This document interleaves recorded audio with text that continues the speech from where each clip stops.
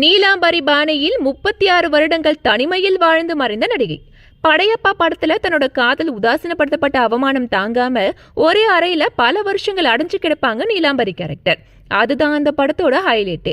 ஆனா நிஜ வாழ்க்கையில குற்ற உணர்ச்சி காரணமா 36 வருஷங்கள் தனி அறையில தனிமையில வாழ்ந்து கடைசியில உயிரிழந்த நடிகையை பத்தி உங்களுக்கு தெரியுமா?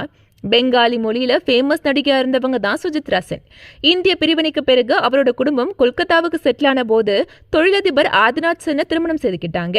ஆக்சுவலி கல்யாணத்துக்கு பிறகுதான் இவங்க நடிகையே ஆனாங்க. அந்த வகையில 1952 ரிலீஸ் ஆன கோத்தாய் படத்துல அறிமுகமான இவங்களுக்கு ஷாரே சுவத்தர் அப்படிங்கிற படம் மிகப்பெரிய அடையாளத்தை கொடுத்துச்சு. அதை தொடர்ந்து பெங்காலி, ஹிந்தின்னு பல்வேறு மொழிகளை கொடிக்கட்டி பறந்தாங்க.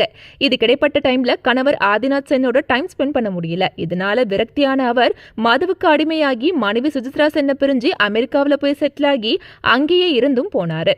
தன்னாலதான் கணவர் உயிரை விட்டாருன்ற குற்ற உணர்ச்சியில தவித்த சுஜித்ரா சென் சுமார் 36 வருஷம் தனி அறையில வாழ தொடங்கி தன்னோட 83வது வயசுல உயிரிழந்தாங்க.